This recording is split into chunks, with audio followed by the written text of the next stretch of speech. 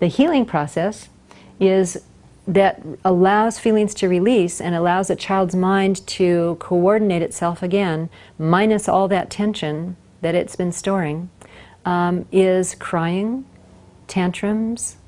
If their child is releasing something that happened that was fearful, they will scream, sweat, and tremble, and arch, and shut their eyes really tight.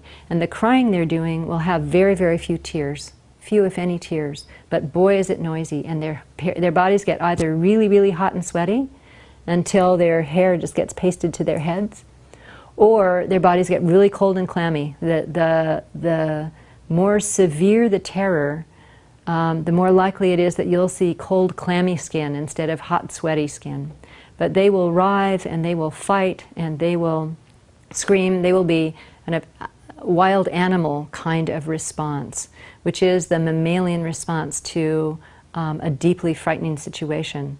And a child has to manage those feelings until they get to have that response in a safe place with somebody who understands. This is the healing process.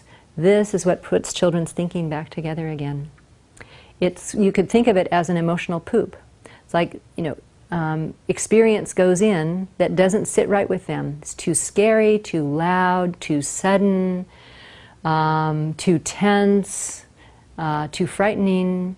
And it's little stuff, little stuff. The door slams, the dog barks, daddy goes away on a business trip, mommy is sick and can't get out of bed for a few days, and all of a sudden it's like, who's taking care of me?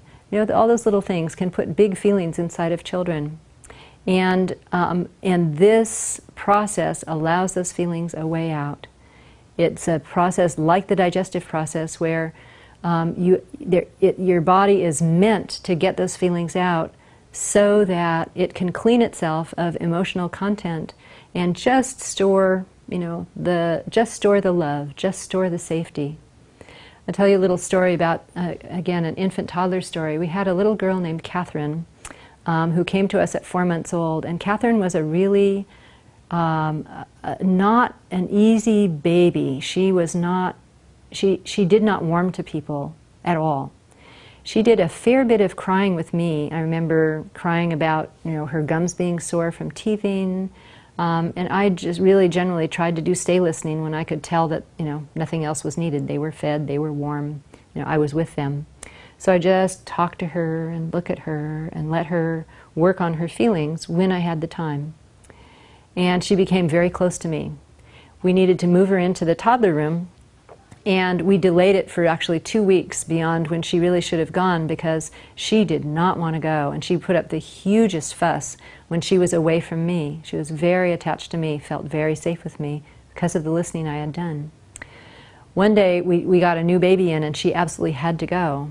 So we'd given her like a half an hour here and there, and she'd cried the whole time, and then we'd brought her back. And we had to bite the bullet. So I set up the two staff in the toddler room to do tag team listening to Catherine on the afternoon that she actually had to be there and stay there because we had a new baby. So I looked in on her every 15 or 20 minutes. Hi, Catherine, I'm still here. You're still okay. And our caregivers just held her and talked to her, offered her water, no water. And after 2 hours of crying, offered her pacifier. Would she please just be quiet now? We'd done enough listening. She tossed away her pacifier and just kept crying and crying and crying. And they kept eye contact, and after an hour, one said, I need to go do something else. So the other one came in and listened. Then the first one came back. So one of them did 2 hours of listening to Catherine, the other one did an hour in the middle there. And finally, she began to relax. And she wasn't happy, but she was okay. And we told her mom, look, Catherine had a really rough entry into the toddler room. She really wanted Patty, and Patty had to stay on the other side. So it was kind of a rough day. This was a Friday. And Catherine was, I think, 14 months old at this time.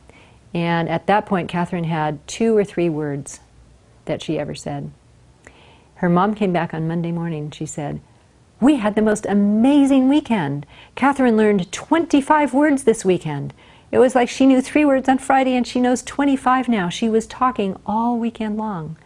And her mom was like, I'm amazed. Look at this huge developmental leap. And I'd seen this before, so I thought, yeah, that's what 3 hours of crying can get you, is a lot of brain power to do other fun stuff. And but the great thing was that she walked into the toddler room, went and found the caregiver who had listened for the 2 hours really sweetly with a lot of attention, backed into her lap and just went, ah, and she was like at home, in her element, knew she was okay, had worked through whatever it was that was keeping her remote. She'd really gotten a good chunk of that off, and she was there. She was one of the gang.